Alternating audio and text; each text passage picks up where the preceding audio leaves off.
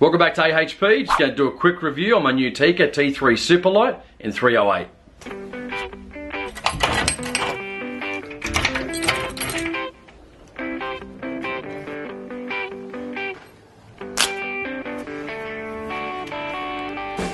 Hey guys, welcome back to AHP. Thought I'd just do another quick video. I bought a Tikka T3 Superlite in 308. Now a lot of you guys might remember one of my previous videos. I'm pretty sure you've seen it in previous videos. I had a 7mm 08 Tikka T3. Absolutely love that rifle. The only problem is, sometimes with 7mm is actually getting parts for it. So as in, you know, projectiles, which projectiles aren't too bad, but brass. I had trouble finding brass. Now I reload for that 7mm 08.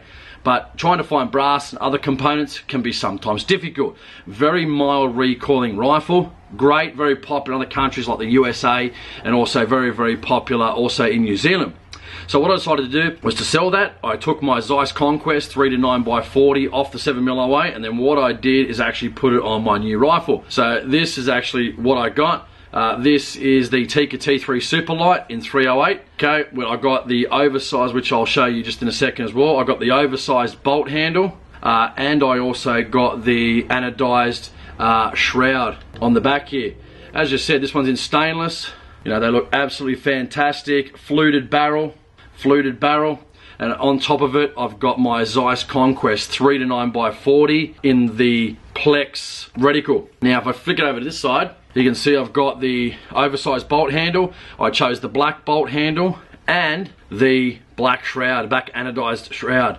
I probably think it wasn't worth it to sell my Zeiss Conquest with the other rifle, so I kept it. These are one of the older models, apparently some of the newer ones. A lot of people aren't, you know, crash hot on the new Zeiss, whereas this is the old one, so I decided to put it back on my Tikka T3 Superlite. Going up to the back, you might see here, if I actually can get it in there and it focuses, this is the AirTech, Limb Saver AirTech. Now the AirTech, obviously this is a 308, this is a very, very light rifle. So what I did, if you've actually seen the Tikka recoil pads, not very good. They're not very good. They're okay, but they're not very good. They'll do the job on smaller calibers, but bigger calibers, this thing, I don't want to drop the rifle, is so spongy. Look how far I'm pushing into that. Look how far I'm pushing into that. Unbelievable. This one I'm actually going to try and go and take down, shoot goats, you know, deer, any larger game, and have a look at that bolt handle. Isn't that, look how huge that bolt handle is.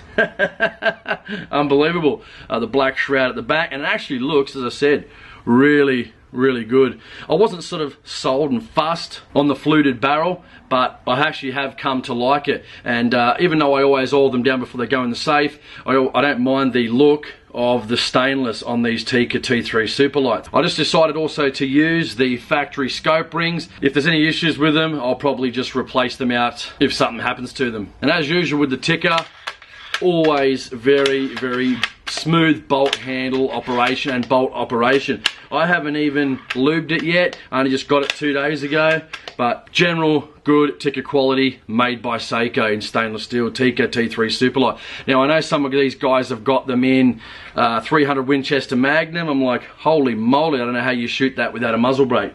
Especially with me trying to get, I'm a bigger guy, so trying to get lower on the actual bench when you're at the range can be quite difficult for me, depending on the table height or the shooting rest height, can be a bit of an issue. Now the Superlites obviously come with just your traditional polymer stock, which I don't mind. I actually like the look of these. I don't change the stocks on my rifle. I just don't think there's a need. I think these do the job fantastically. If anything happens to it, gets majorly dinged up or anything like that, you can easily buy aftermarket parts for these Tikka. On the new one, you've got the new orange Tikka sign on the bottom, which is obviously different to the previous Tikka T3 sign that comes with the new rifles. Now, just looking at the website, there's a few different calibers, but going through some of the specifics, depending on which color you actually buy, the length of the barrel is 42.5 inches and the weight of the rifle is 6 pounds. Now, mine's probably going to be a little bit different because I've got the oversized bolt handle and the anodized shroud. It's not going to make a big difference. The reason I bought the Tikka T3 Superlite was not really for the weight. I just like it because it's got a polymer stock, stainless steel.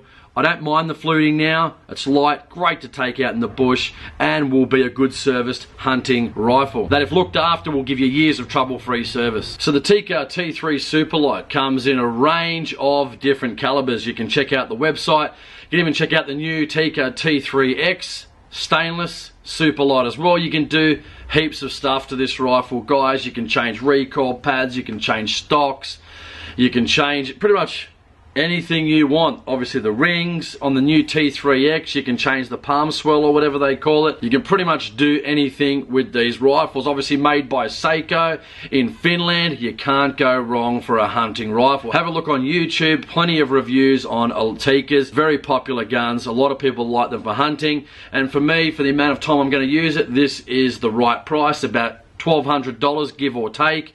Add $100 for the shroud and the bolt handle, and another $100 for the limb saver. You're at about $1,500 before you even think about putting a scope on it. So guys, I hope you enjoyed a bit of a review about my new firearm. Can't wait to get out and test it and see how it goes.